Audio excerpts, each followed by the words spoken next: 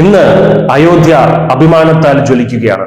ഒരു ചരിത്രപരമായ നിമിഷത്തിനായി നഗരം പൂർണ്ണമായും അണിഞ്ഞൊരുങ്ങിയിരിക്കുന്നു. റോഡുകൾ വൃത്തിയാക്കി, പുതിയ സ്റ്റോപ്പ് സൈനുകൾ സ്ഥാപിച്ചു. ശുചീകരണ ജീവനക്കാർ രാപ്പകൽ വിശ്രമമില്ലാതെ പ്രവർത്തിച്ചു. ഏകദേശം 6000 ക്ഷണിക്കപ്പെട്ട അതിഥികൾ എത്തുന്ന ഒരു വലിയ ചടങ്ങിനു വേണ്ടി അയോധ്യ നഗരം തയ്യാറെടുക്കുകയാണ്. ഇന്ത്യയുടെ ആത്മീയ യാത്രയിലെ ഒരു ശക്തമായ നാഴികക്കല്ല് അടയാളപ്പെടുത്തിക്കൊണ്ട് പ്രധാനമന്ത്രി നരേന്ദ്രമോദി രാമക്ഷേത്രത്തിന്റെ പവിത്രമായ പതാക ഉയർത്താൻ ഒരുങ്ങുന്നു. രാമക്ഷേത്രത്തിന്റെ പ്രധാന ഗോപുരത്തിന് മുകളിൽ 22 അടി ഉയരമുള്ള കാവി പതാക ഉയർത്തുന്ന പരമ്പരാഗതമായ ധ്വജാരോഹണ ചടങ്ങ് പ്രധാനമന്ത്രി മോദി നിർവഹിക്കും.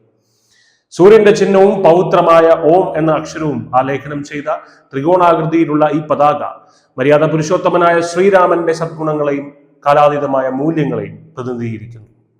ഈ ചടങ്ങിന്റെ ദിനത്തിന് ഒരു പ്രത്യേകതയുണ്ട്. ശ്രീരാമന്റെയും സീതാദേവിയുടെയും ആഘോഷിക്കുന്ന വിവാഹ പഞ്ചമിയുടെ ശുഭമുഹൂർത്തമാണിത്. കൂടാതെ 17-ാം നൂറ്റാണ്ടിൽ 48 മണിക്കൂർ തടസ്സമില്ലാതെ അയോധ്യയിൽ ധ്യാനിച്ച 9ാമത്തെ സിഖ് ഗുരുവായ ഗുരു തേജ് ബഹദൂറിന്റെ അനുസ്മരണ ദിനം കൂടിയാണ് ഈ ദിനമെന്ന് പ്രധാനമന്ത്രിയുടെ ഓഫീസ് അറിയിച്ചു.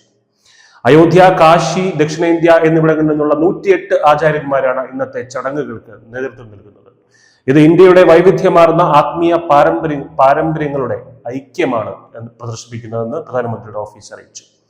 സുരക്ഷയും സുഗമമായ നടത്തിപ്പും ഉറപ്പാക്കുന്നതിനായി ഇന്ന് ഉച്ചയ്ക്ക് 2:30 വരെ QR കോഡുള്ള പാസുകളുള്ള ക്ഷണിക്കപ്പെട്ട അതിഥികൾക്ക് മാത്രമേ ക്ഷേത്രത്തിൽ പ്രവേശനം അനുവദിക്കൂ. രാമജന്മഭൂമിയിലെ രാമക്ഷേത്രത്തിലേക്കുള്ള യാത്ര എന്നത് ഹിന്ദു സമൂഹത്തിനെ സംബന്ധിച്ചിടത്തോളം ദീർഘമേറിയതും വികാരഭരിതവുമായിരുന്നു. 2019 ചരിത്രപരമായ സുപ്രീം കോടതി വിധിയെ തുടർന്ന് മോദി സർക്കാർ 2020 ശിലാസ്ഥാപന ചടങ്ങുകൾ നടത്തി. 2024 ജനുവരിയിൽ പ്രധാനമന്ത്രി നരേന്ദ്രമോദിയുടെ മേൽനോട്ടത്തിൽ പ്രാണപ്രതിഷ്ഠ ചടങ്ങും നിർവഹിച്ചു.